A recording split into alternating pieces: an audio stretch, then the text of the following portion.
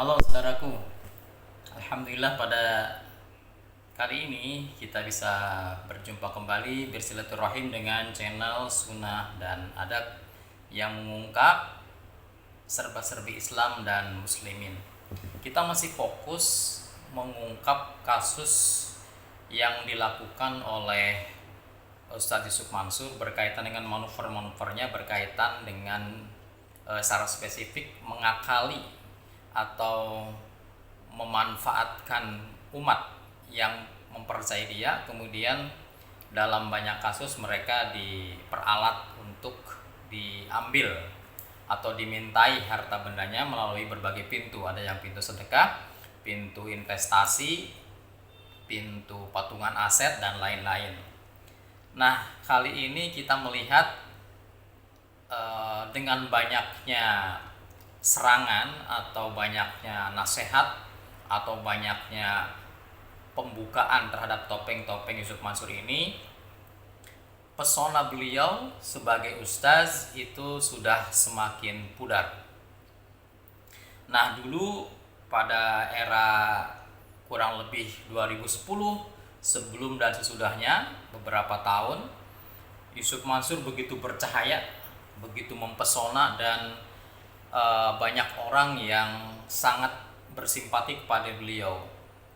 Tapi kemudian yang terjadi adalah mereka-mereka ini yang bersimpati dimanfaatkan oleh Yusuf Mansur untuk sejumlah kepentingan pribadi. Itu tampaknya dari berbagai pemberitaan dan fakta-fakta yang mengungkap seperti itu.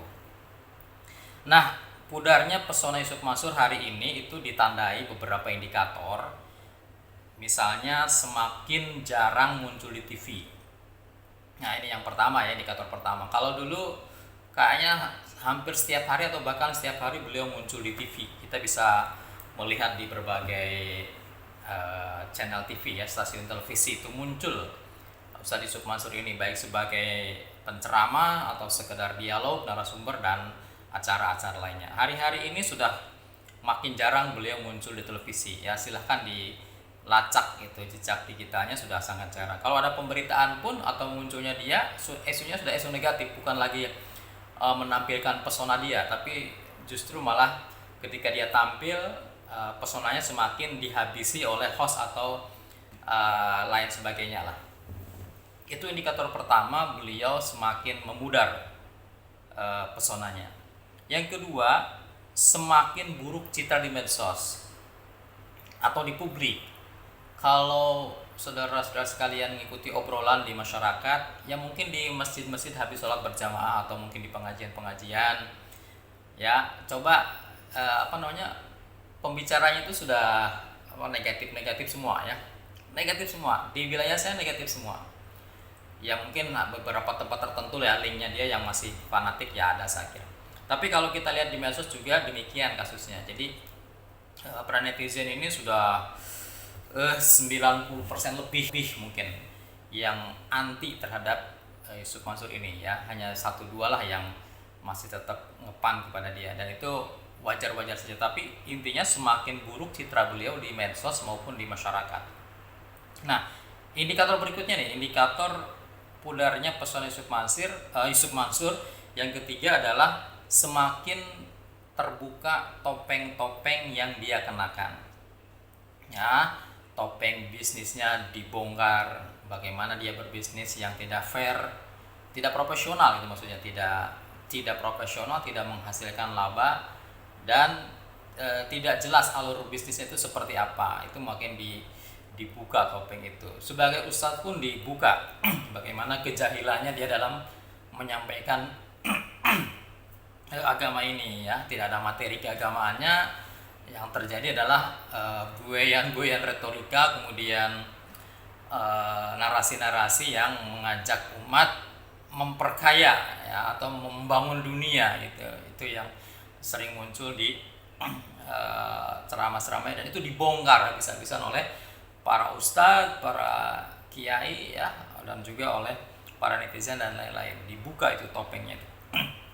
Ya, juga sebagai pengelola pondok, bagaimana ngelola pondok ya, bagaimana dia mengaku-ngaku punya pondok, tapi kalau dibuktikan tidak bisa ya, 9.000 ngelola pondok di dalam dan di luar negeri juga itu nalar kita tidak masuk gitu.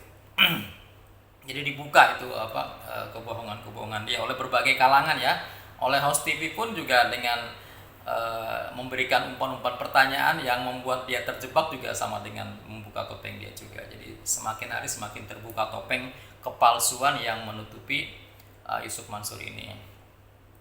Indikator berikutnya nih, indikator yang keempat, semakin sedikit yang bersimpati. Ini jelas ya. Yang bersimpati kalau dulu mungkin hampir 100% ya orang yang ngepan itu bersimpati kepada dia. Tapi kemudian orang-orang ini, masyarakat ini yang dulu ngefans beliau semakin hari semakin menjauh.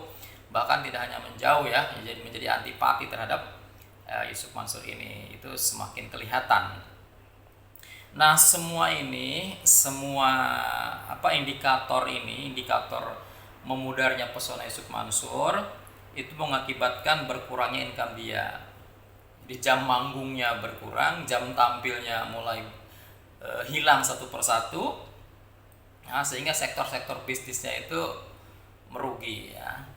Jadi jam panggung berkurang, sektor bisnis merugi, investasi dia pun yang di bank MNC dan seterusnya katanya juga sudah tidak berlaba-labi. Belum kalau publik melakukan boykot terhadap warung stick and shake dan lain-lain sebagainya ya. Mungkin aset-aset dia yang bernuansa bisnis kalau misalnya diboykot oleh publik itu jelas akan mengalami kerugian.